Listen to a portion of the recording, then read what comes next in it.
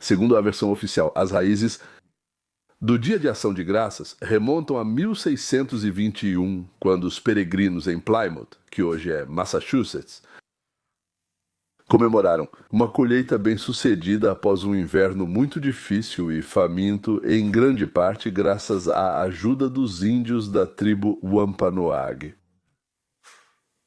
Talvez eu tenha exagerado. E o jantar conjunto entre os colonos e os povos nativos mais tarde passou a ser visto como um símbolo do início da tradição do Thanksgiving, ou seja, o Dia de Ação de Graças. Então, como exatamente os índios Taque ajudaram? Então, os colonos foram convidados para o jantar? Acontece que os índios ensinaram os colonos a conseguir e cultivar comida. Os índios ensinaram os europeus. Essa é a versão oficial da história. Só estou contando. Não entendo muito bem, mas depois refletimos sobre isso. Os índios ensinaram os europeus a plantar milho, mostraram quais plantas locais, frutas e raízes eram comestíveis. Bem, isso é trabalho para 2 ou 3 horas de alguém, não é? E sim, ensinaram eles a colher abóboras. Os índios ensinaram os inexperientes, que chegaram sem preparo e sem experiência de vida, como nos contam, a um novo país. Eles não sabiam pescar antes e também não sabiam caçar cervos antes. Ou seja, os índios tinham métodos de caça ao cervo desconhecidos pelos europeus. Ou seja, chegaram 102 pessoas, mas 2 morreram no caminho, né? Então 100 desembarcaram em terra. No primeiro inverno, 50 morreram, metade do total. Então eles, né, que sobreviveram depois, conseguiram fazer uma colheita e convidaram os índios.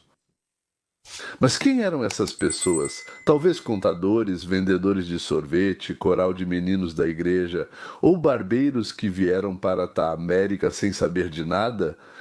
Não, nem sobre agricultura, nem sobre caça, como tentam nos contar. Não, eram fazendeiros. Bem, fazendeiros, sim, ou locais. Sabiam plantar, pescar, caçar, construir, cultivar. Ou seja, não precisavam deles. Eles já chegaram com a habilidade de fazer tudo o que era necessário para sobreviver. Qual é a verdadeira história? Os índios realmente ajudaram eles? Além disso, eles foram financiados por investidores. Receberam dinheiro para alugar o navio, mantimentos, ferramentas, armas e sementes para o plantio. Ou seja, primeiro alguém foi fazer um reconhecimento, depois foi elaborado um plano e então reuniram pessoas capazes de construir uma nova vida. A maioria dos peregrinos não tinha capital, então participavam como mão de obra. Eles iam para trabalhar, ou seja, foram avaliados quanto à capacidade de trabalhar, semear, construir, pescar, caçar.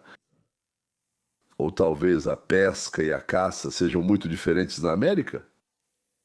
Em que a pesca é diferente na América de qualquer outro lugar do planeta? E se for diferente, então os batedores avançados. Tudo foi esclarecido, descreveram e prepararam as pessoas.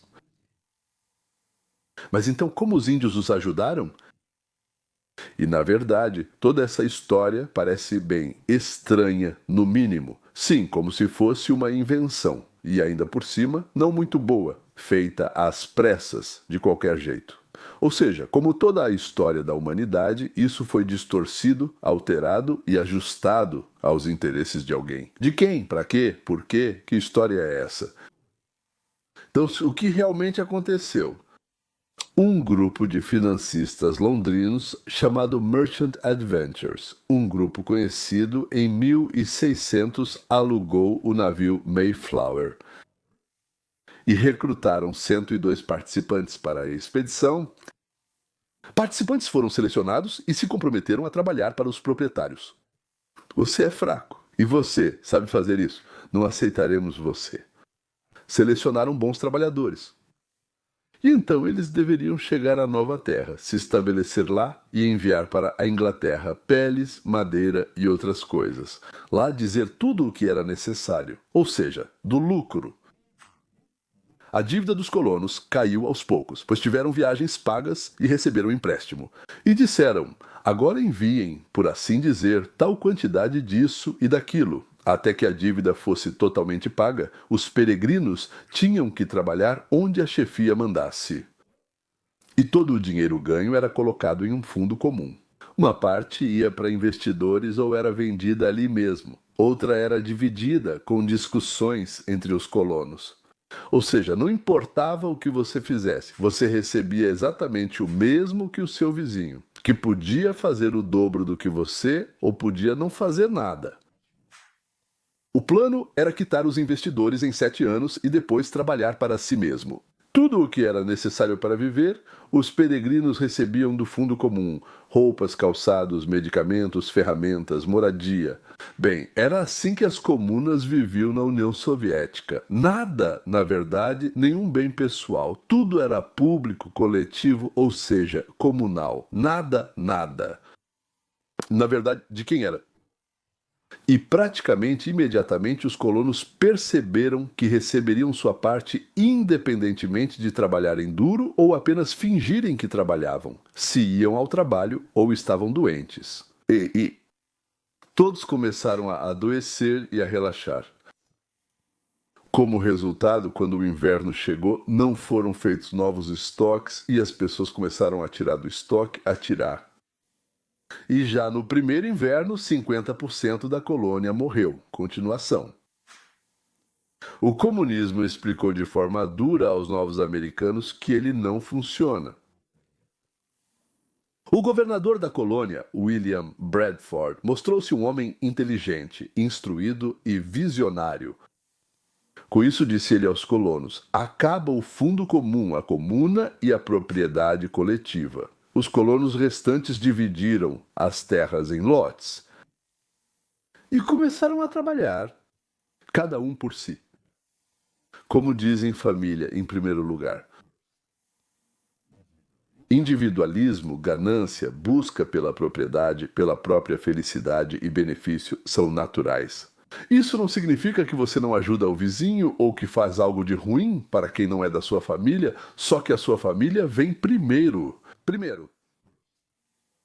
E também, se você mesmo não plantar, não cuidar da colheita e não colher, não terá nada para comer. E todos passaram a ter comida na mesa. Apareceu tanta comida que foi possível fazer uma festa de 3 dias e convidar os vizinhos, que eram índios. Aliás, eles eram muito amigáveis e ajudaram os peregrinos durante o inverno rigoroso. Às vezes traziam peixe, às vezes caçavam peru selvagem, às vezes alimentavam as crianças com pães. O Dia de Ação de Graças, portanto, não foi criado para agradecer aos índios por ensinarem a pescar, embora, é claro, eles tenham sido agradecidos pelo que fizeram. E nem aos investidores e nem mesmo ao governador, que salvou os peregrinos da morte por fome. O Dia de Ação de Graças era para Deus, que afastou dos colonos o fantasma do comunismo, os imunizou e lhes deu a oportunidade de viver dos frutos do seu próprio trabalho. Os colonos agradeciam a Deus pela lição, editor, que eles queriam que fosse transmitida de geração em geração. Somente trabalhar para si mesmo, somente a motivação pela necessidade e depois a possibilidade de alcançar qualquer altura. Só isso coloca pão na mesa e também caviar preto no pão. E essa é a essência e o significado desta grande celebração que a geração dos coletivistas tentou silenciar e depois tentou substituir por seus próprios costumes de mentiras e enganações. Legendas.